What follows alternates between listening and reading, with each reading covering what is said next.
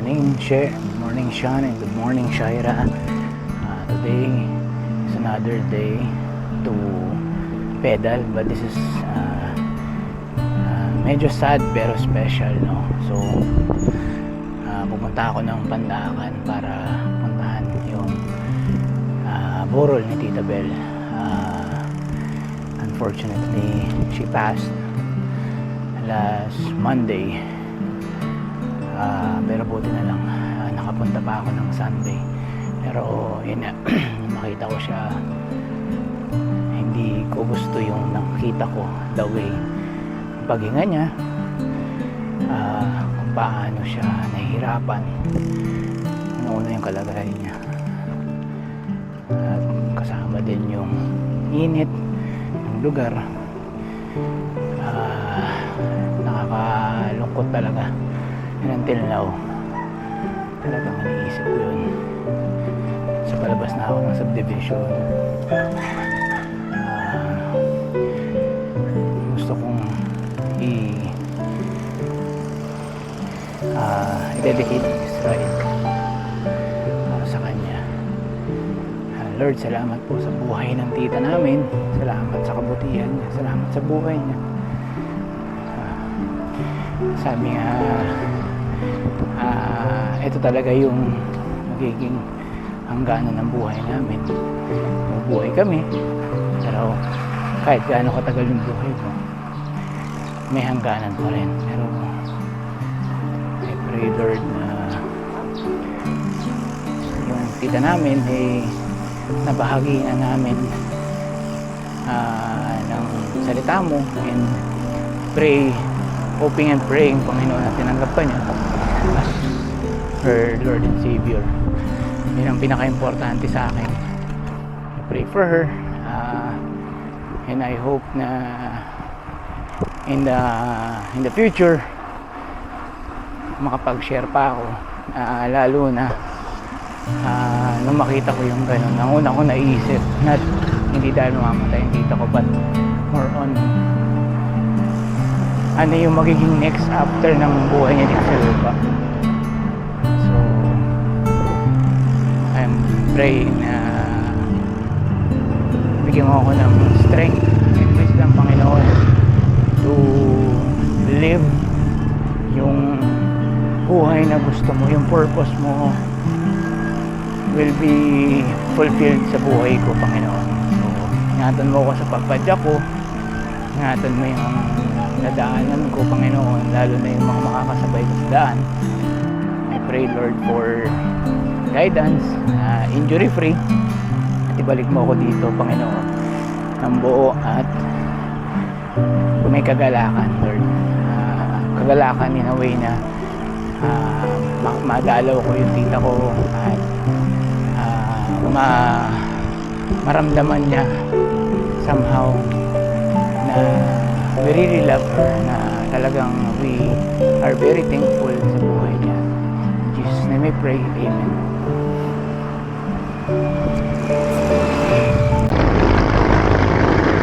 Dito na ako sa Aguinaldo. So dire-diretso lang to. So makarating ako ng Manila. So I hope and pray na maging maayos yung biyahe.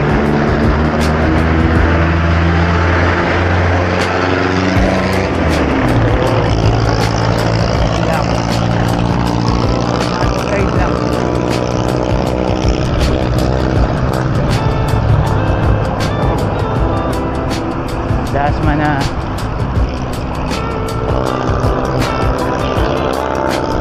Maganda tong 45C na gamit ko ngayon. Medyo mas stable siya, mas may comfort kaysa sa 40C na gulong. So sana na-try ko na siya Saturday. Sober naman, maganda naman yung response niya. I hope na mas maging komportable as I go on. Sana wala masyado pang sasakyan. Medyo late na nga. Ang target ko sana alas 4 ako makaalis, pero dami ng seremonyas bago makaalis. Naabot na ako ng alas 5. So right now, time check 5:05. Sana mga mga 6:30 makarating ako ng Manila. Approximately based sa Google Map, mga 33 kilometers from bahay hanggang sa Kahilom. Tapos mamaya pupunta naman ang mga nanay doon.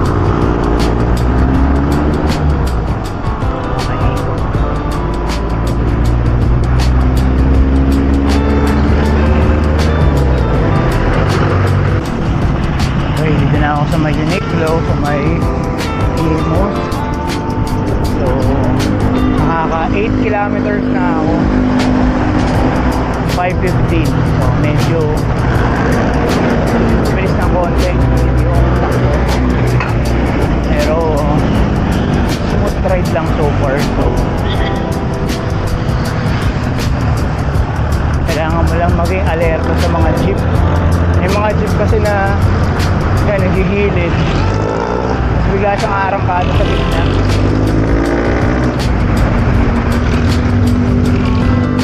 Kailangan mo maging cautious talaga. Ayan.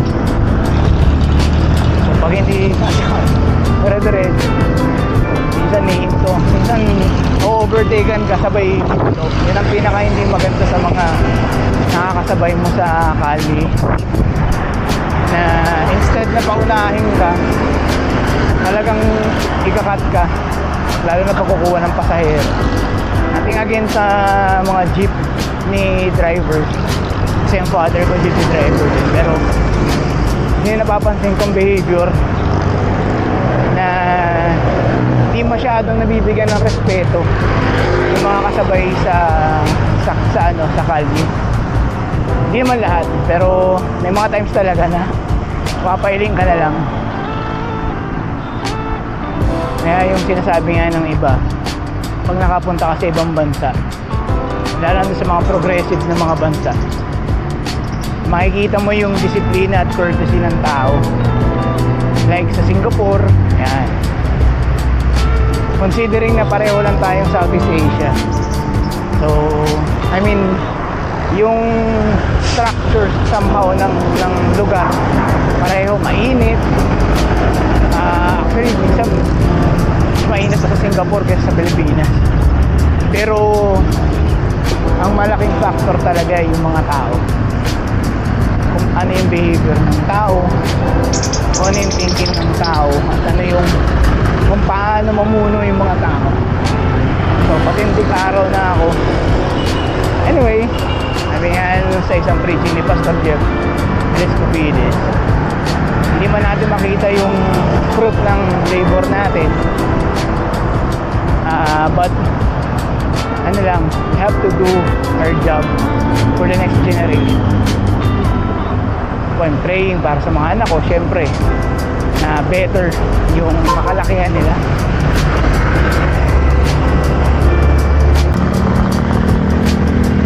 Okay, na ako sa may all home. Not sure kung na yung pinaka boundary ng Bacoor.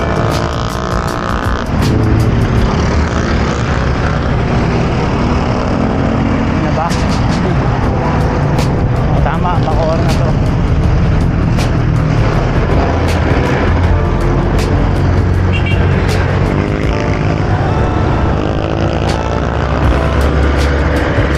Sabi niya Manila, 19 kilometers. So yun, mga 30 kilometers na from Manila to Dasma. Kasi nakaka 12.35 na ako, and right now is 5:26 AM. So normally ang 10 kilometer ko ay 30 minutes. Nakakalagpas ko lang na SM sa Bacoor. So pure gold na. Fuel Ball Bacoor. So sunod na dito, ano na, St. Dominic. Natawid na ako na natawid na ako sa may pupuntang sa Bote.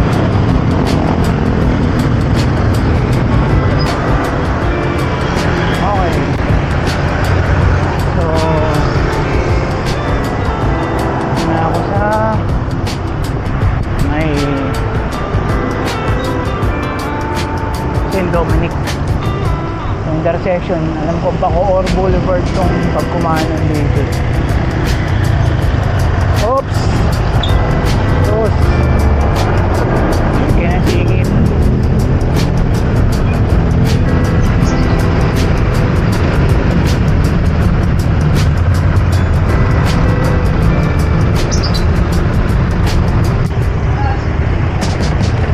Punta na ng Sapote. Tatawid ako ng Sapote. Dire-diretso lang. Alright. Okay, ito yung Jollibee dati. Sobrang classic na Jollibee. Nilipat na doon sa left side. Ito na Las Piñas, tampo na ako. 5:39, 16.6 kilometers.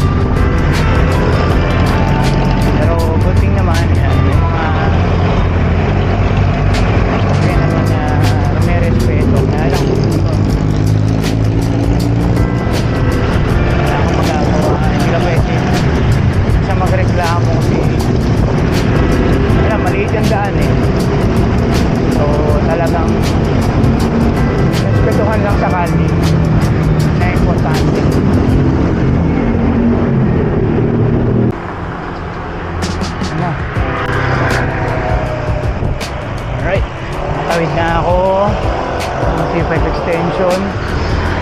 Alam ko parang tambo na ata ito. Dito yung Paranaque, Emily. Hindi ko na matandaan.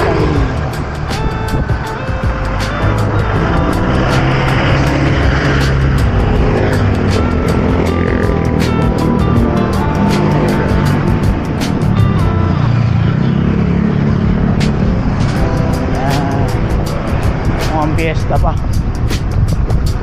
Fiesta. St. Joseph. So dito yung ano po dito? Tapos na yata. Bamboo Organ. Tapos na yata ako sa Organ.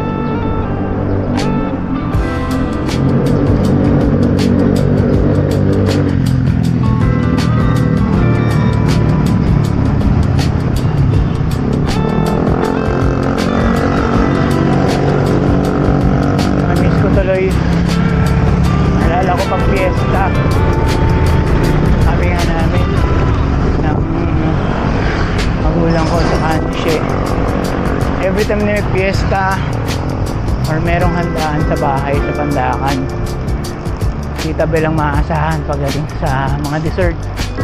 Yung leche flan niya, ay, yung coffee jelly, buko pandan.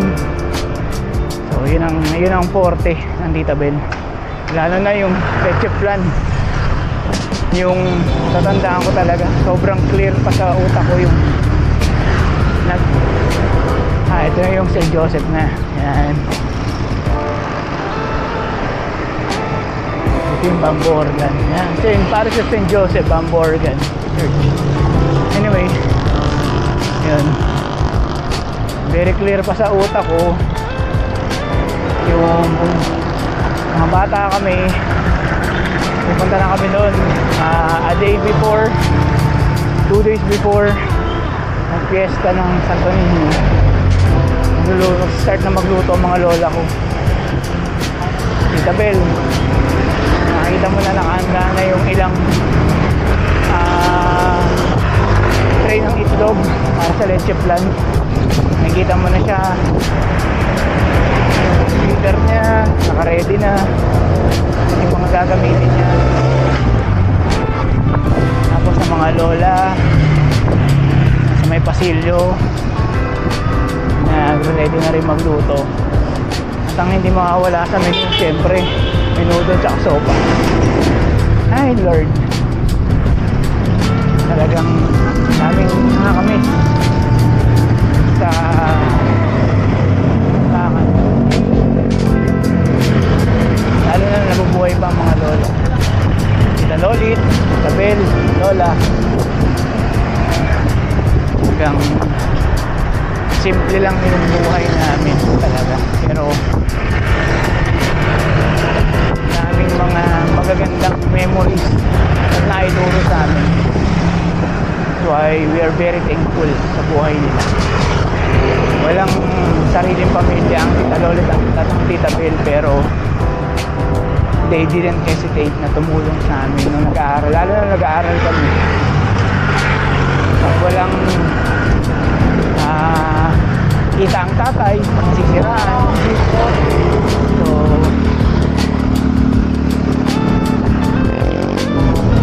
sila natin hesitate na tumulong, bigay ng bakit, bumili ng uniforme namin. So kung meron kang kamag-anak, meron kang kapamilya, mahalagang ng tao sa buhay mo, malaki yung impact sa'yo, this is the right time, the perfect time to say thank you, to have that attitude of gratitude sa kanila. Kasi hindi ko alam, actually last month lang nakita kami na birthday ng nanay, pumunta sa akin sa Dasma. Hindi ko alam na hindi pala yung huling test na mag-uusap kami.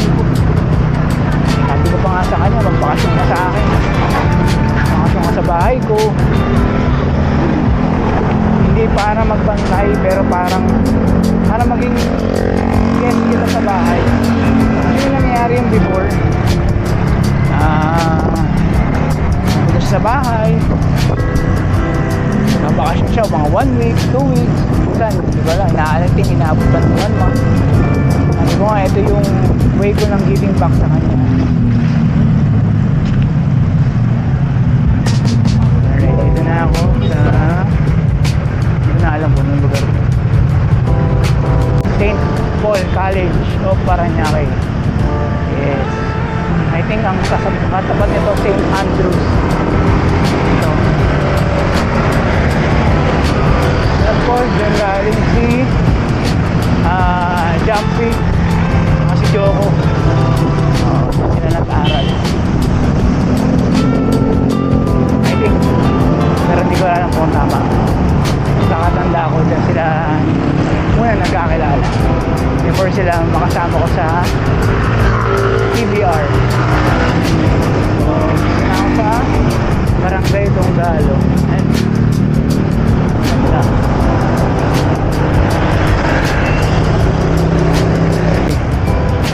dito na ako sa intersection ng Naiya Road. Pag kumaliwa ako, pupunta ako ng MOA, Dimaretso. I think pupunta akong Pasay, Manila na. So diretso na ako.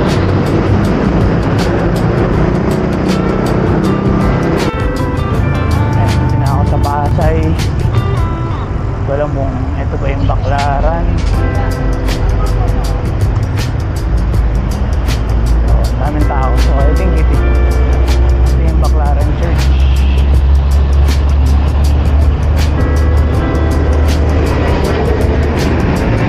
Ito nga, Baklaran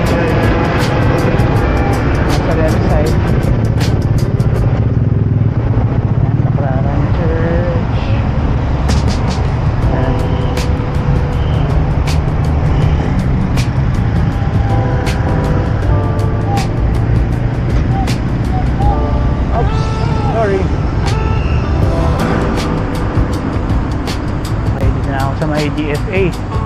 Ay, ito, alam ko na tong lugar na to. Ay, naka. Pag pumasok ko sa may pase, ang daming pasikot-sikot. So, ang hirap. Medyo, hindi ko yata aabutin yung 6:30 na makarating doon.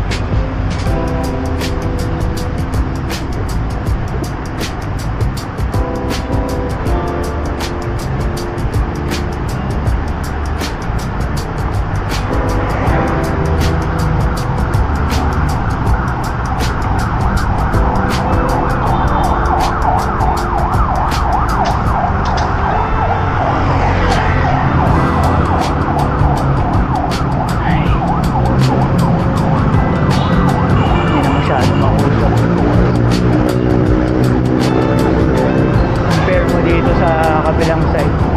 Nako.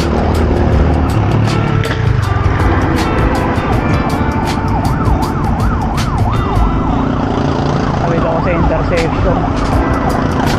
Mag-u-turn na naman ako. Na ako mag-u-turn or ancestral house.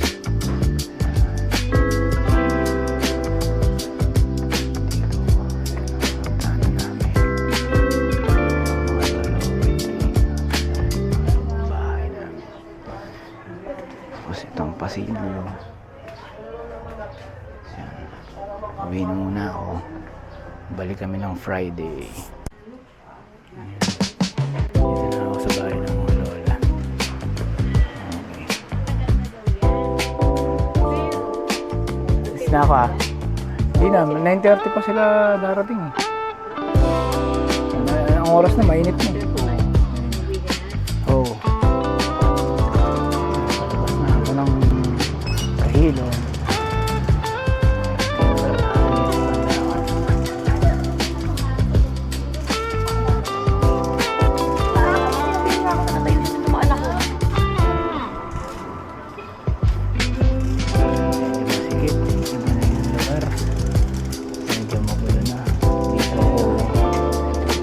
Dito ako tumira nung college ako.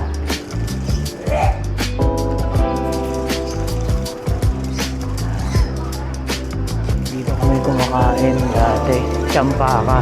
Yung kinakainan namin ng Miss dito Serenan.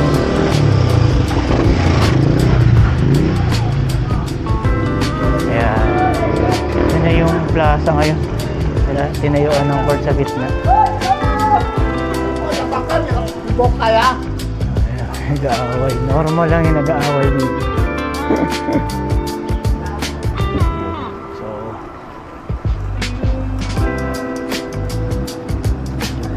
uwi na ako. So, ang Felix. Maglalakad kami dito pagpapasok or pauwi para makatipid. Pamasahe. Ito, Hollywood. Nagilid.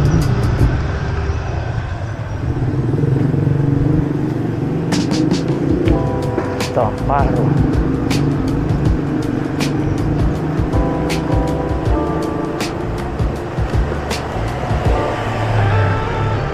Tapos de las Alas. Picture nga ako dito. Kahit dami na wala na.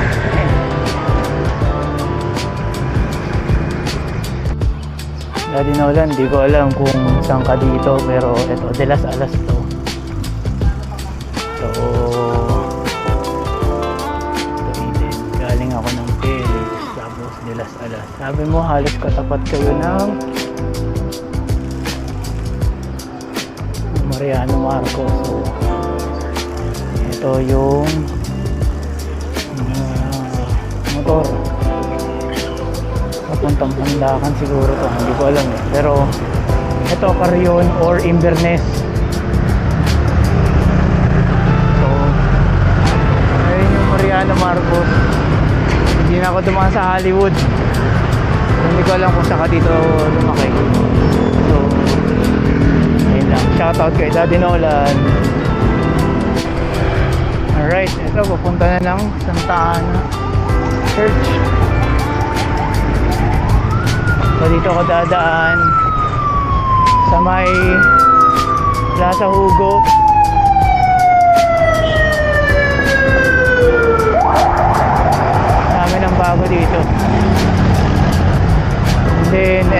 left side, OB Montessori. Ayan, OB.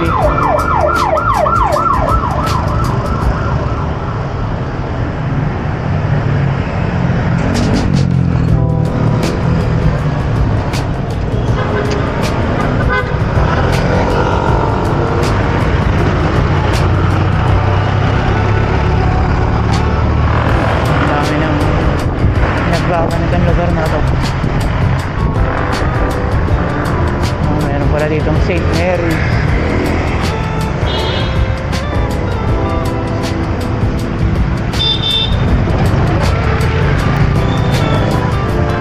Mas naalala ko, dito kami namimili ng Tita Bell nung nabubuhay pa.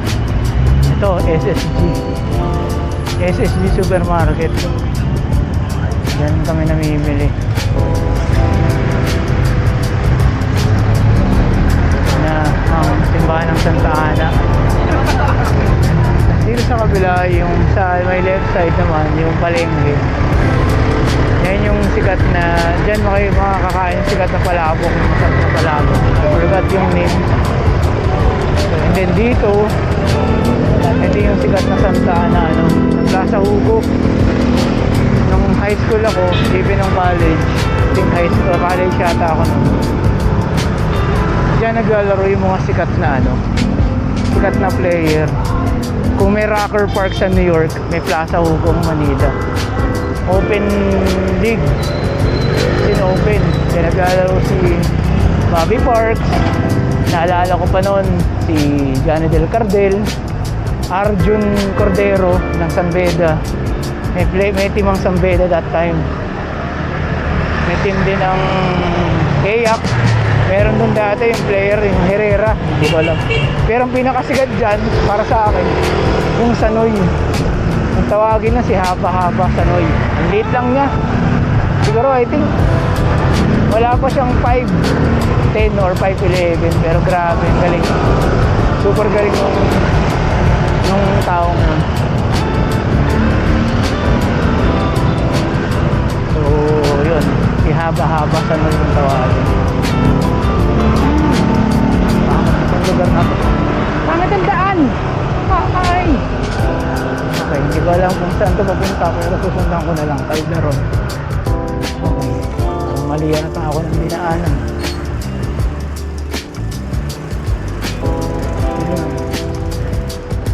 So eto,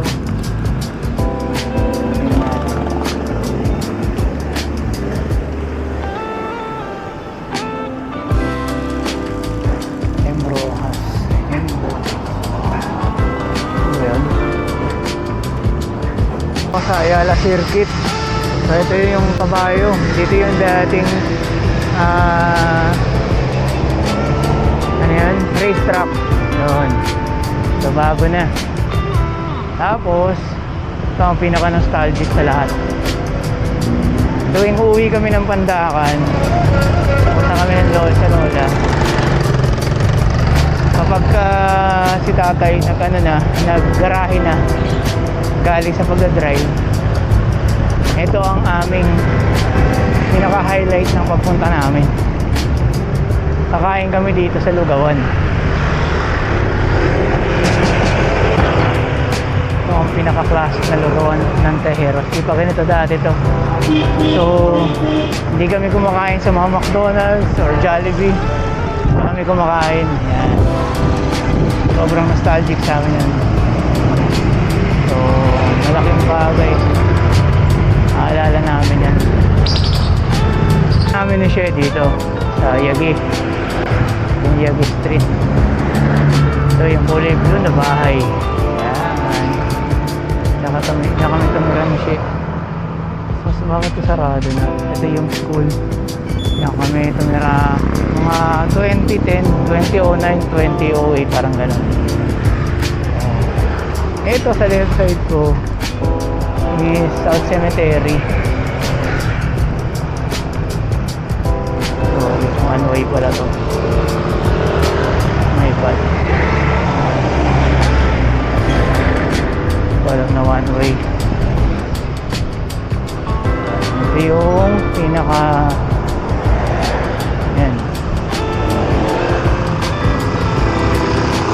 ng South Cemetery.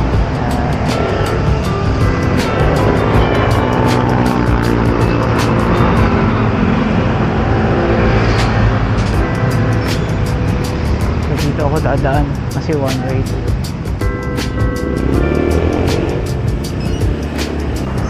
Ito nga, ito yung fire station. Dito kami naglalaro ng basketball dati, naalala ko.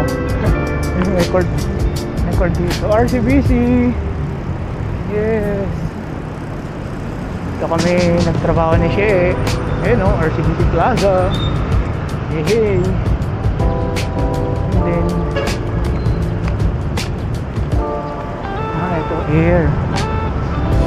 SMDCA. So dito kami mag-check-in sa Friday.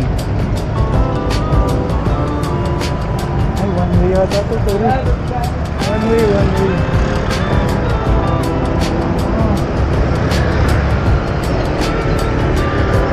Wala. Okay. Ayan, RCBC Plaza. Dito lang pala yung pag-staycation na namin. And then, Puyat Avenue. Makakahanan ako dito.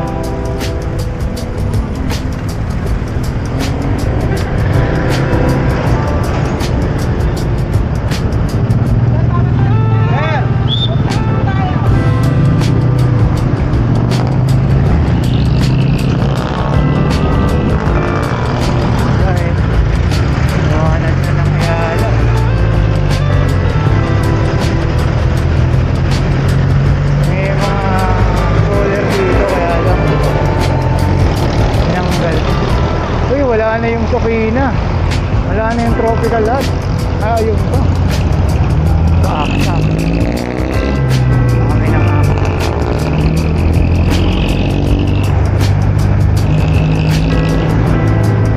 Ayan, Tropical Lot. Wala na yung Mercury Drug.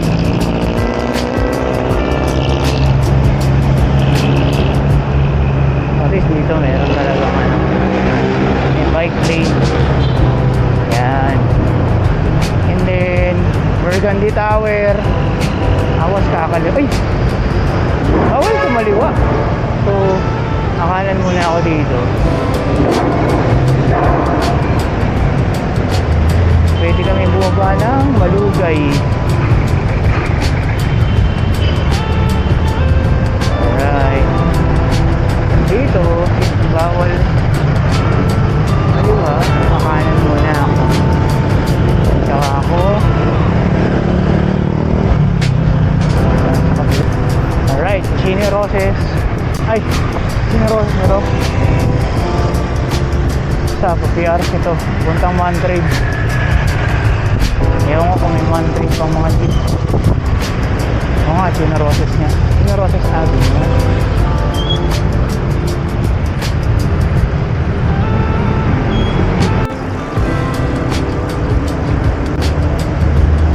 Man-trade na ako. Nakatawid ako sa kabila. Ayan.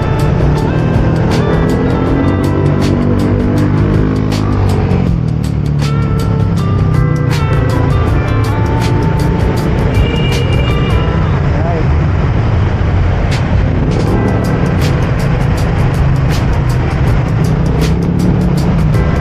Alas 10 na. 10 o'clock, 41 minutes. 41 kilometers. 9:50 in the morning. Ang tindi ng init. So, ayan. Dire-diretso na.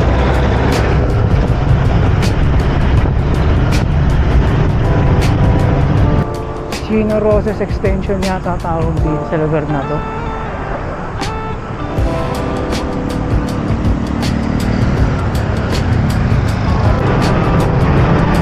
Italianis na.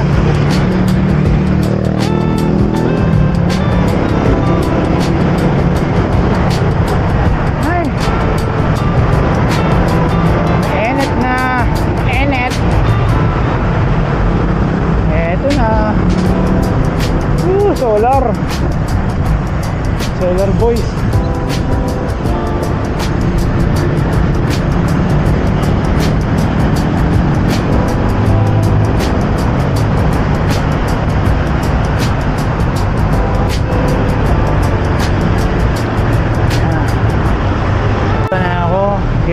emergency sa left side. So diretso lang.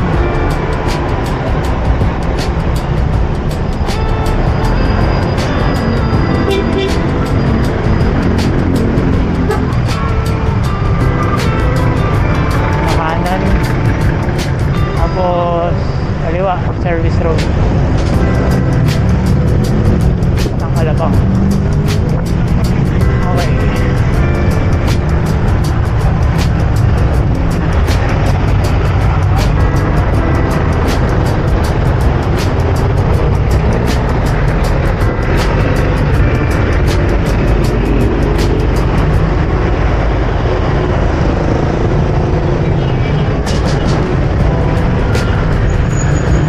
Kaliwa.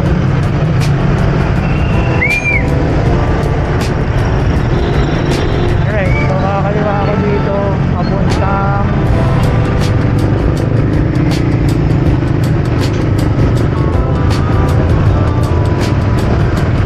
service road na ako. Yun o, 19 is see you on May 23. May 23 freestyle.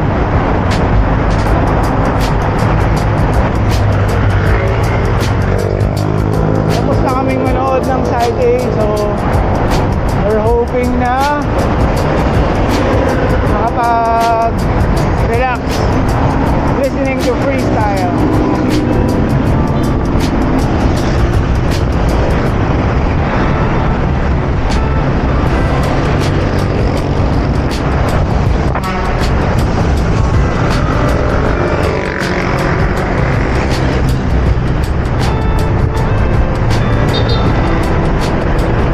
Okay, sukat na. Woo! Okay na lang, Alabang na.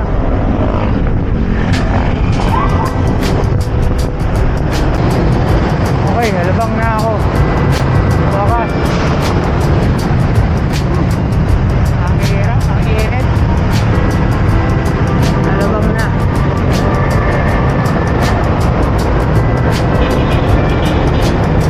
Pahinga muna ako sa may levels. Sobrang init. Ito na yung bagong ano.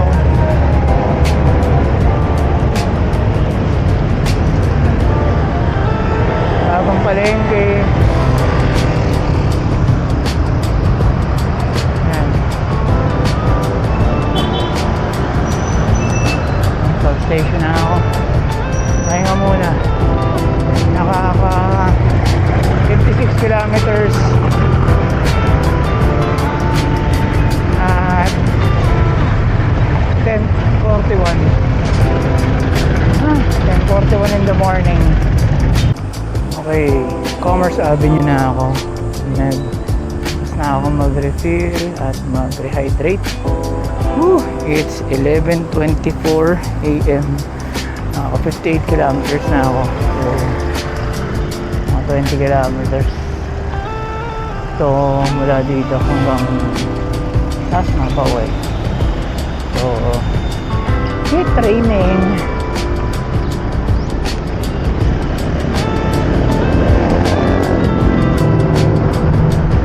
Hari na. Lapit ng Southville. Okay, 11:30. Yung init parang alas 12 mahigit. Ay Lord.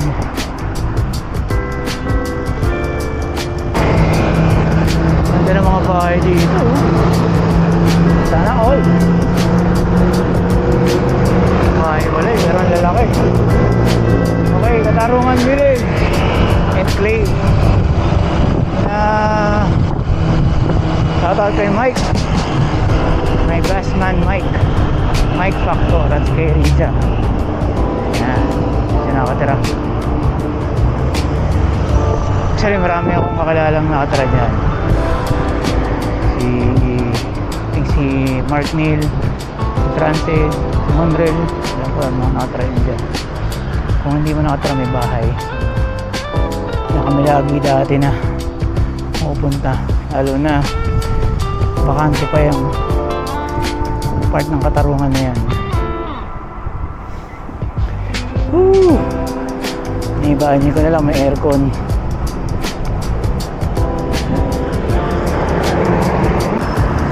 Right, Evia na. Evia.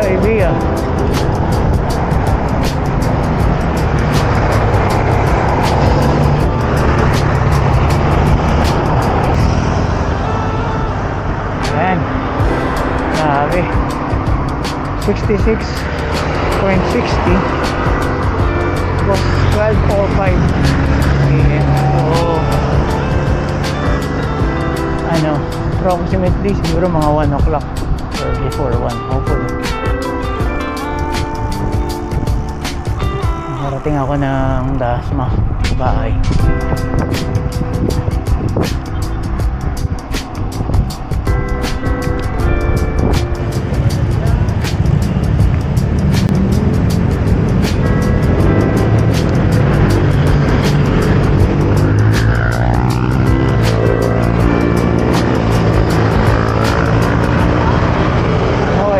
Hermosa na ako.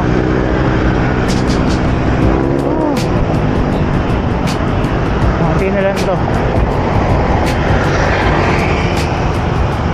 Siguro kaya maka 80 nito. 80 kilometers.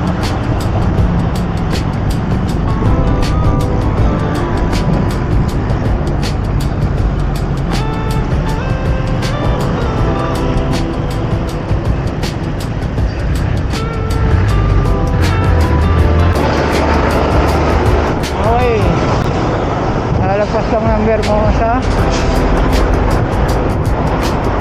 Mga 72 kilometers na. Woo! Anong oras na? 12:18. Ang tindi rin itong battery ng Dura, no? Ibang klase. Parang nakailang rides na ako na tig 50 or hindi bumababa ng 50. 60% pa rin yung ano niya. Ang kunat ang baterya. Yung sa isa ko yung BSC 300 parang 2-3 rides lang, wala na eh. Pero minsan 2 ride na mahaba. Ito yung maganda sa kanya eh. Saka maganda yung ano niya, maganda yung screen, malaki na solar. Ang bagay ng solar talaga. Ngayon ko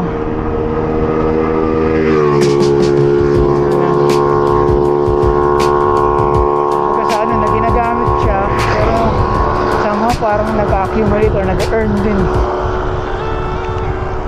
ng percentage or nag-i-increase din. Ang laking bagay.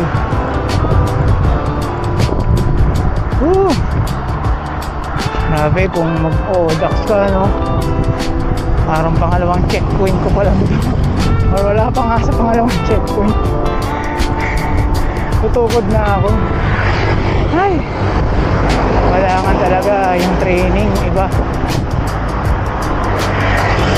Long ride mo dapat 100 ng 100.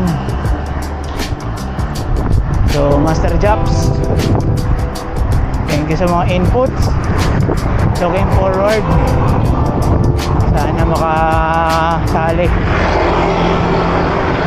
Isang ODAX lang pwede na. 200 pwede na sa akin.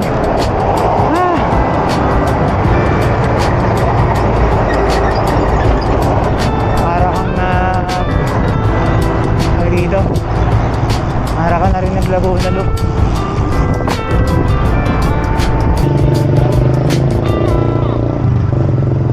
Ayan na, malapit na.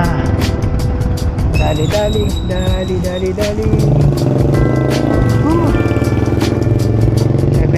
kilometers. Hindi ako maabot ng 80.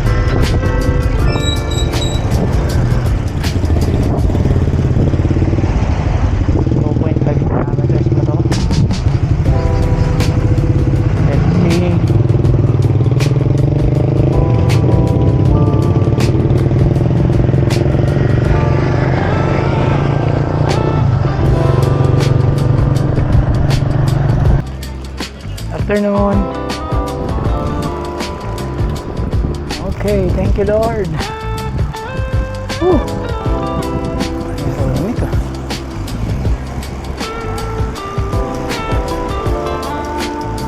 Ay, thank you Lord. Tapos po ako.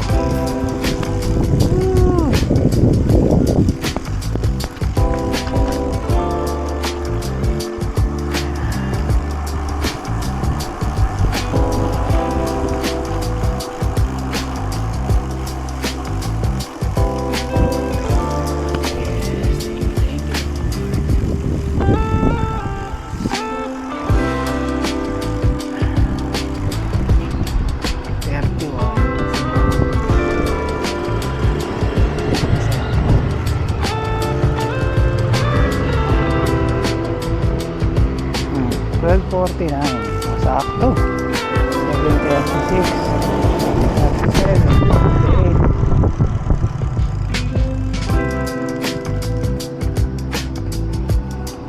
40.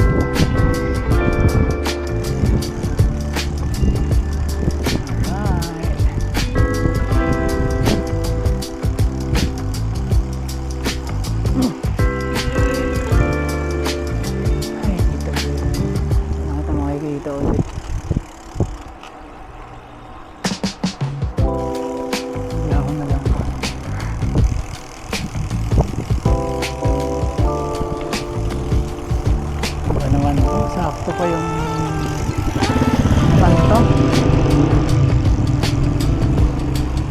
Kay Martin Nevero na nakakaiyak. Ang patay. Ay. Ay, napaka-ironic naman. 62.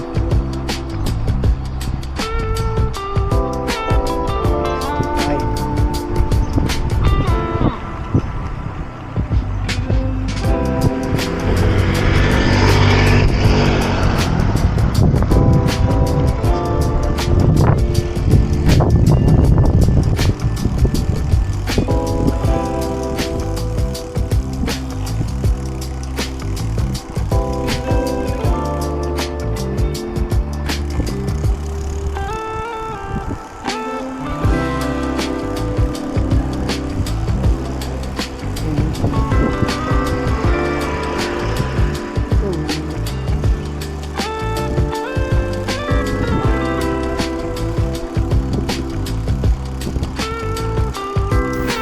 As I end this ride, I just want to share the verse in Psalm 90:12. It says here, "Teach us to number our days that we may gain a heart of wisdom." Let's always remember to live for Christ and also share the good news to others. Enjoy the rest of your day. See you soon.